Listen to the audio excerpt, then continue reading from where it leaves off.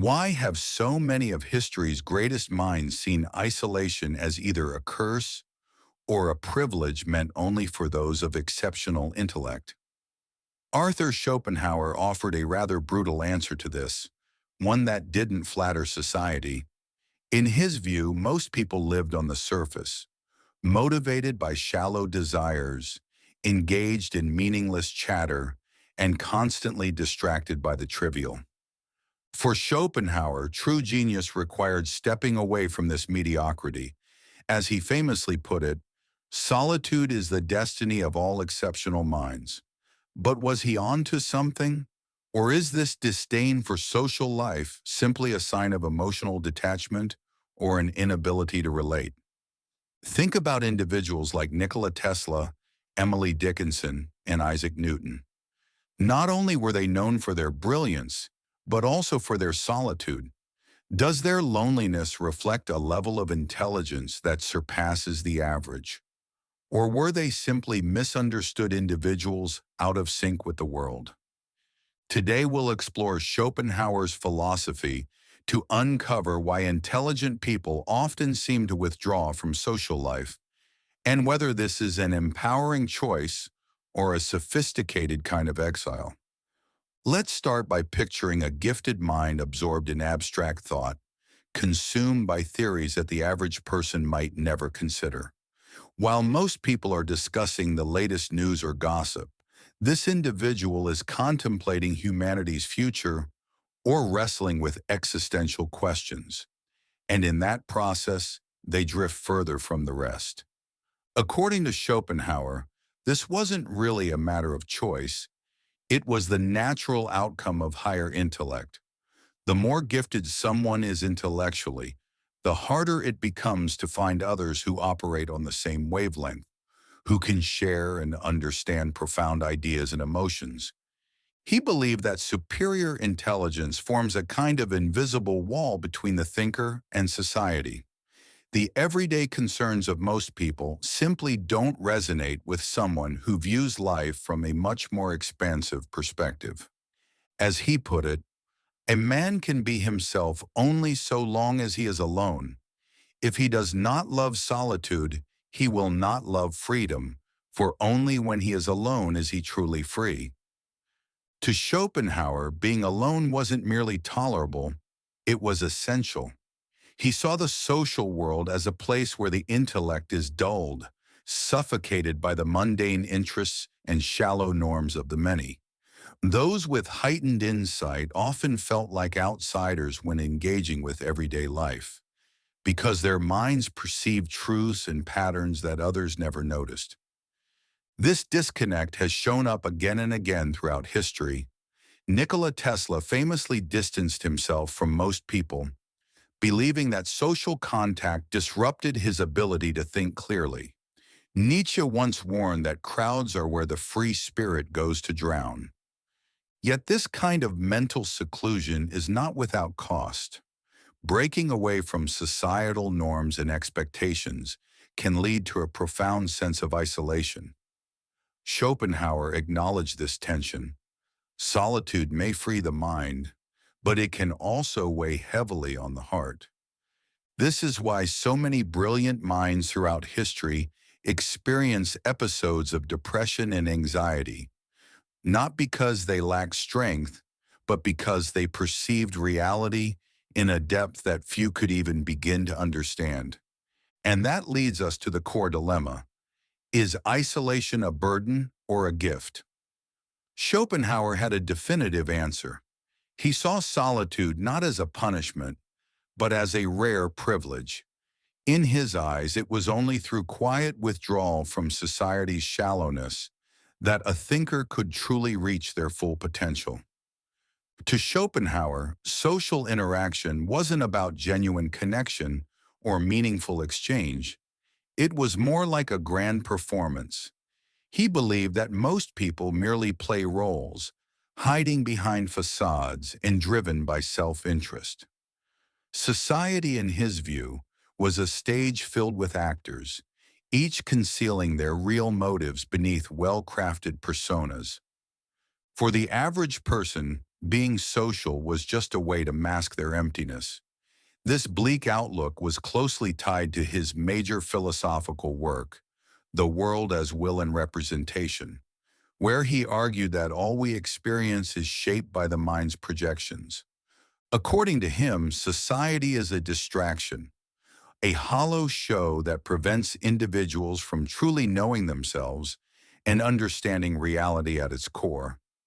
Schopenhauer believed that most people were consumed by insignificant matters, chasing status, indulging in gossip, and competing for superficial forms of power and recognition.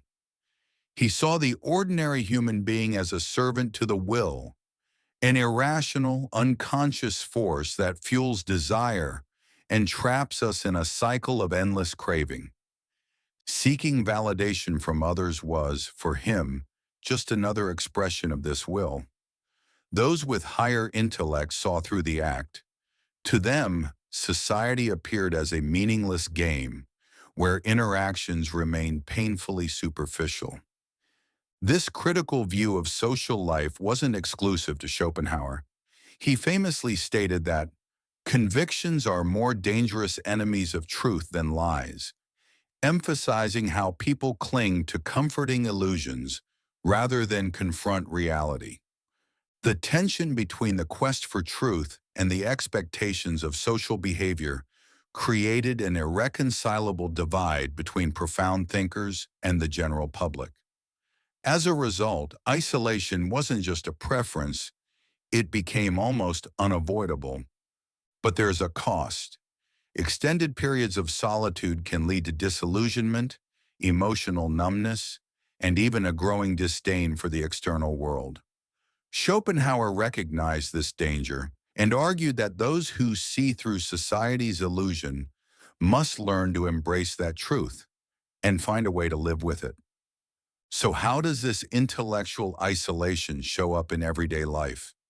Why do people of exceptional intelligence often feel let down by social interaction? In this discussion, we'll examine the collision between deep thinking and social mediocrity, and how this disconnect keeps great minds at a distance from the world around them. Schopenhauer didn't sugarcoat his opinion of humanity. In his eyes, most people were guided by shallow goals and egocentric motives, with little interest in introspection or profound understanding. This created a natural divide between individuals with exceptional intellect and the majority, who remained absorbed in distractions and trivial pursuits. While mediocrity tends to recognize only itself, genius not only identifies it, but often finds itself isolated because of it. This separation occurs because the thinker is inherently driven by a need to understand reality at a profound level, whereas most people are preoccupied with superficial matters, status, gossip, and fleeting entertainment. The intellectual seeks to unravel existence, but when trying to share these insights, is frequently met with disinterest or misunderstanding. It's no surprise, then, that so many brilliant minds have felt a sense of disillusionment with society.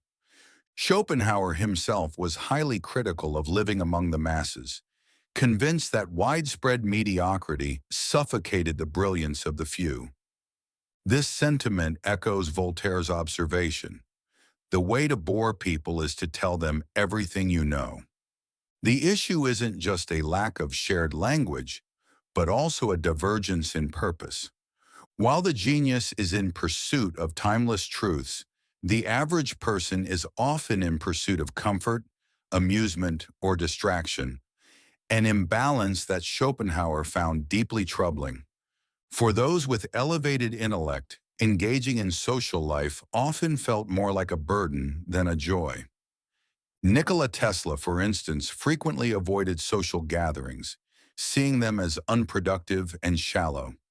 He became known for his solitude and intolerance for trivial conversation.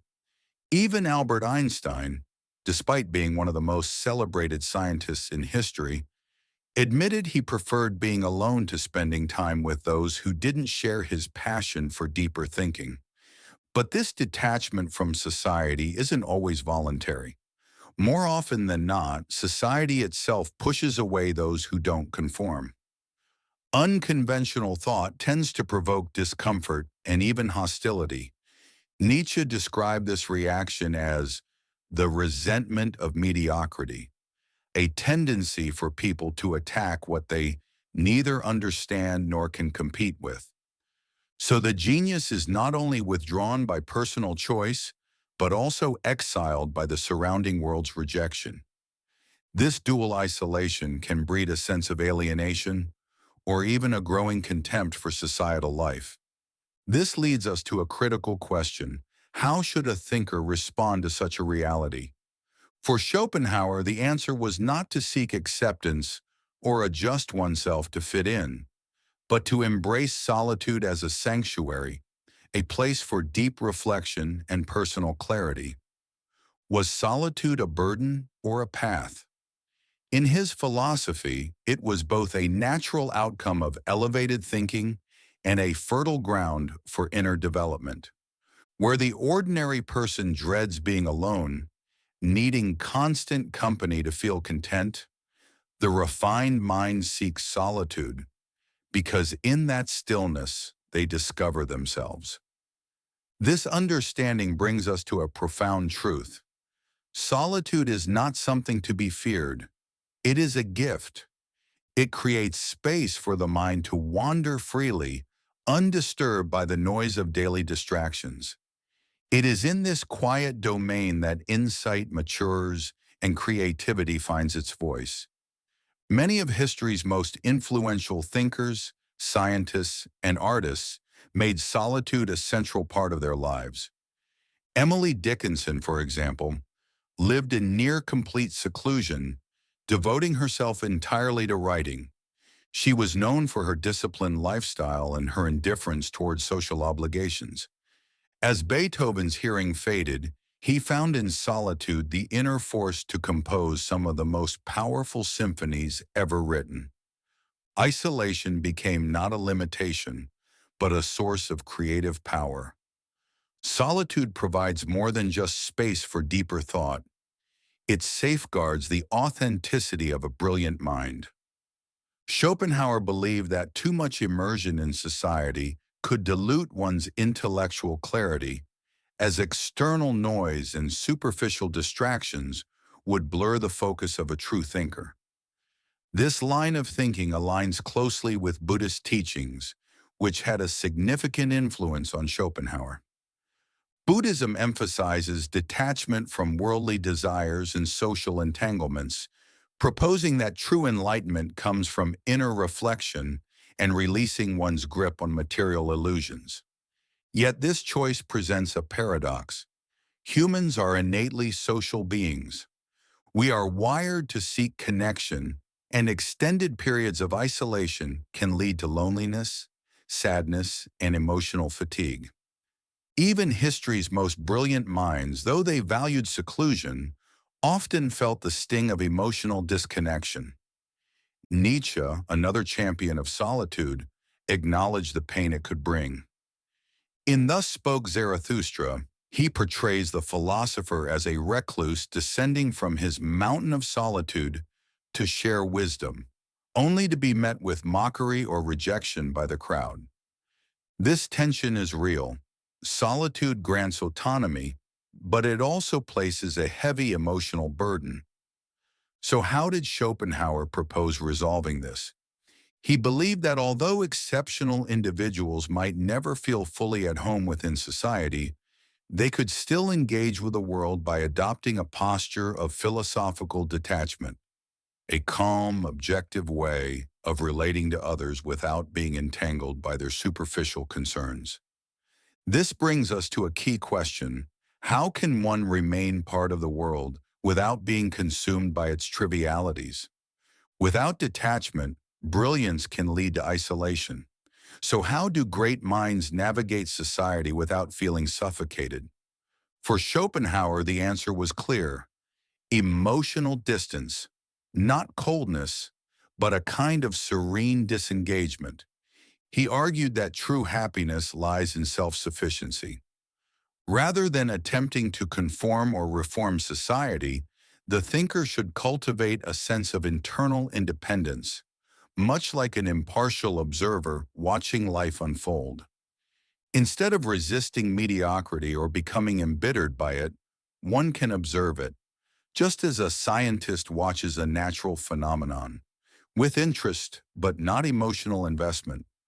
This means recognizing the shallowness of daily life without allowing it to disturb your peace, acknowledging the intellectual limitations of others without resentment, and maintaining your independence of mind without depending on praise or validation. This approach is closely related to Stoic philosophy, which promotes emotional discipline in the face of life's challenges.